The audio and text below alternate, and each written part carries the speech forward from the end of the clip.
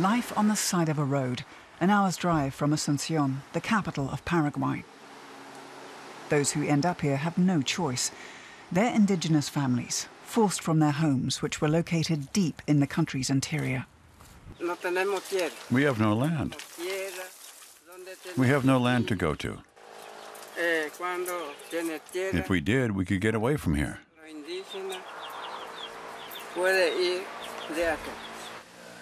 Agronomist Miguel Lovera is familiar with their problems. Until a few years ago, he was head of the country's environment agency, SENAVE. Now he works for an NGO called Global Forest Coalition. This is like a refugee camp. They've lost their homes, their forest. That's why they live in these conditions. In the past, you very rarely saw native Paraguayans who were undernourished. They got their food, their medicine, everything from the forest. But without the forest, they've lost everything.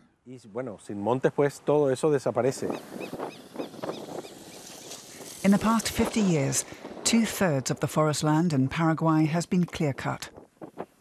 Instead, there are now huge soybean, maize and cotton fields, most of them owned by agricultural multinationals. The district of Mingapura in the east of the country. 40% of the farmers have left here. But Jerónimo Arévalas and his family don't want to give up their home. We're not opposed to large-scale agricultural production, but we are against the poisoning and disappearance of our communities. We're fighting to be able to create viable living conditions for our families. That's why the families have organized their own water supply.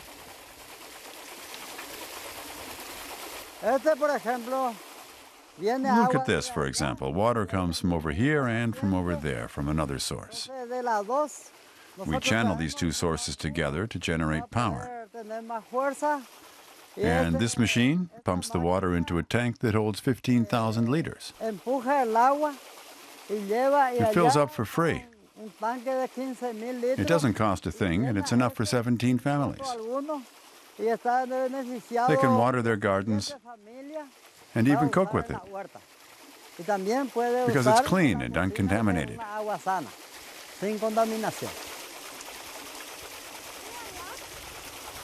Clean water is a rarity in Paraguay. Many rivers are already polluted, although they're fed by a huge freshwater reservoir, the Guarani aquifer, deep under the earth.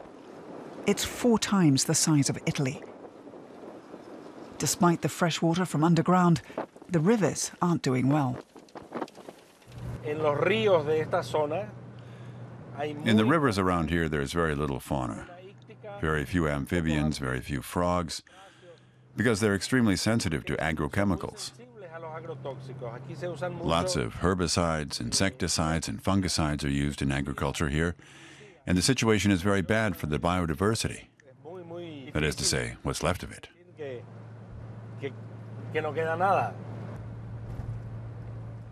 In Asunción, the capital of Paraguay, the Global Forest Coalition also works with subsistence farmers. A national workshop is intended to motivate them to continue their fight against the sellout of their country. Myth number 1, all is lost. That's not true. Your communities demonstrate that.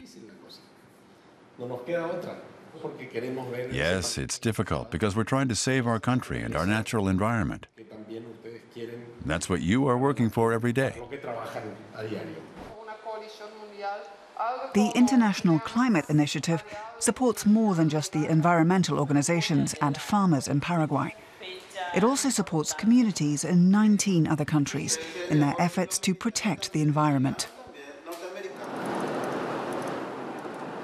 Miguel Lovera is on his way to the Arévalas family. He always has tererere tea with him, the cold version of mate, an old tradition among indigenous Guarani. Lovera helps the families preserve their land and cultivate it ecologically.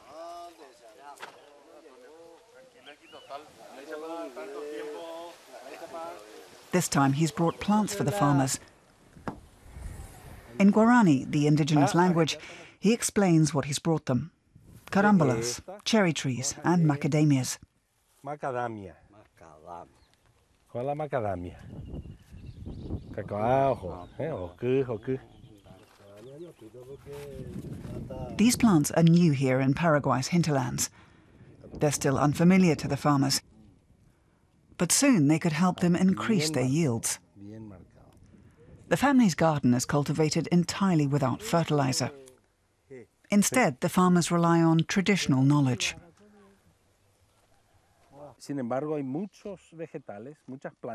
We have lots of different plants that are generally viewed as weeds, even though they're not harmful.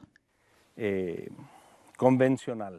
protect the soil, they help preserve moisture, and repel insects.